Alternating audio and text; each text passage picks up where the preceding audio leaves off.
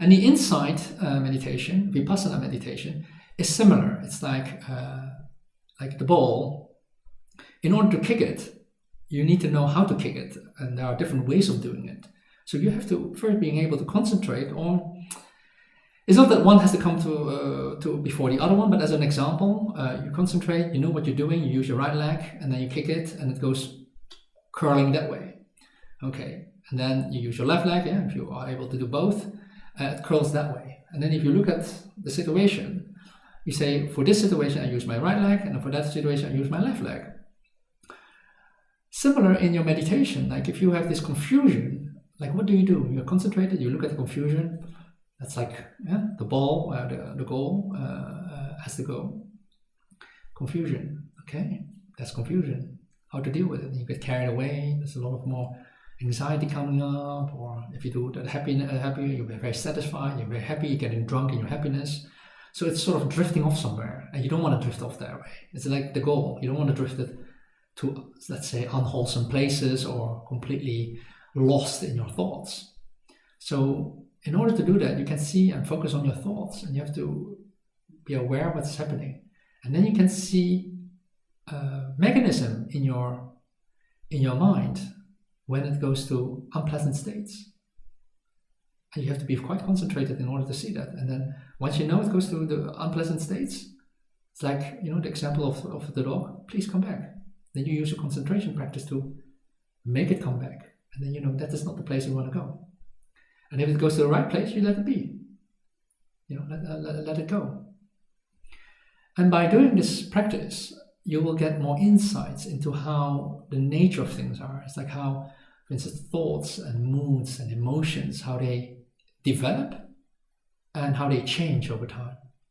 And the more you are able to see it, the more concentrated you become, because you will understand more. It's easier to oversee this. So one of the Vipassana practices, insight practices, rather than asking them to come back all the time, you create a bit more awareness level, like a bit more being aware of everything. It's a bit like you watching someone kicking the ball. Like you're not kicking yourself, you're standing on one side and you see someone doing the penalties, and you watch it. And you watch very intently. Okay? You see someone run, kicks, and it goes in. You see one run, kicks, and it goes in.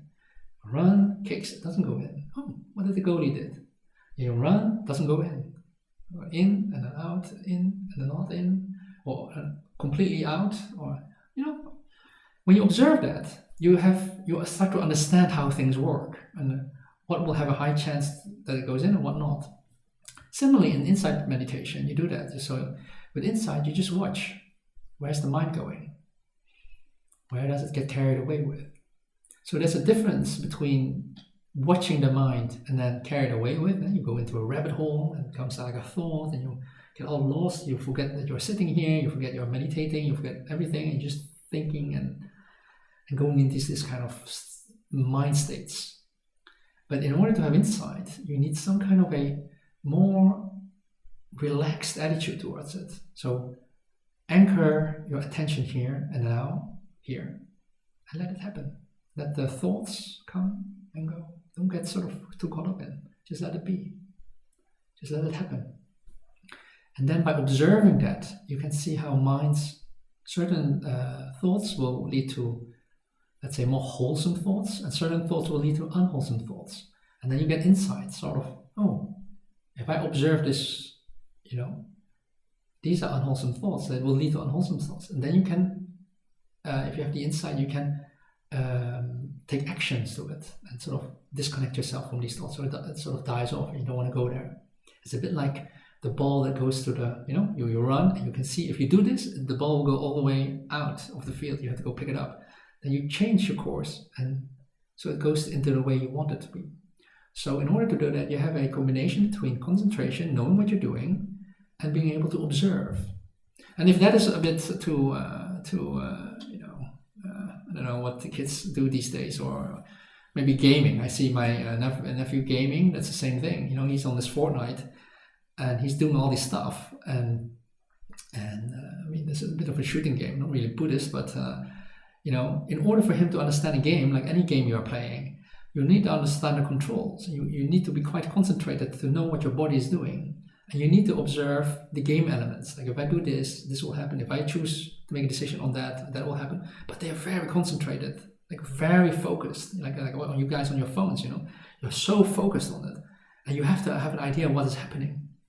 What is happening. If you do this, this will happen. If I do that, that will happen. So you need to know the context of what is happening, and you need to be focused on the activity. So too, if you look at it in your own mind, you can also say it's more like a game. Like if you look at yourself as your own screen, thoughts are coming and going, and you keep interacting with them, doing things with them. But sometimes, because we are not so familiar with it, we just do things without knowing that we have a lot of control. Actually, like with a game, you have a lot of control. You feel in control because it's in your hands. But also in the mind, there's actually quite a lot of control. In the sense of, you can guide your thoughts, and you can guide and decide not to be unhappy, to a certain extent, and decide not to be, for instance, depressed or worried. And so there is what we call, there's an initial feeling of unhappiness that appears because you lose something. You cannot be happy about it. You're unhappy. You lost something, or you drop your phone. Let's do that. Drop the phone, crack the screen. Okay, just bought it yesterday. That's not really nice. And then some kind of unpleasant feeling appears in the body, and some worry and so on, and that's it. But you have a choice there. If you're not aware, you have a choice. If you're aware, you have a choice that, do I prolong this thought? Do I don't let go of this, or I'm going to make a whole issue around it, etc. It's unpleasant, not to say it's pleasant, but okay, unpleasant arises, that's it. It will stay for a while because it is a very unpleasant situation or occurrence. But you can also understand that some people make a whole big thing in it, and the whole day is ruined, and for weeks, and anytime they think about it, it's very unhappy, they get upset with themselves, maybe they blame someone or blame themselves for their, that this has happened.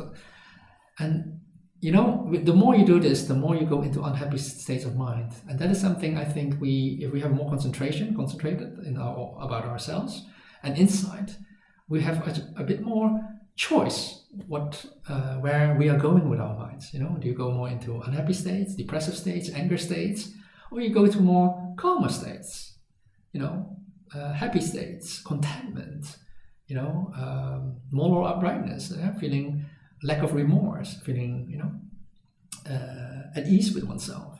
And that is something that we also always have control. It's a bit like when you play a game, like when I remember I asked my nephew to teach me this Fortnite. It's so complicated, and shooting and this and that, and I really didn't understand. And he really was getting frustrated, but I could see that I just didn't have the insight or the understanding yet, how this works with that screen and how that relates to each other. And I was just doing something and tried to go left and right and it did, but it didn't go too far and too close. I couldn't pick things up.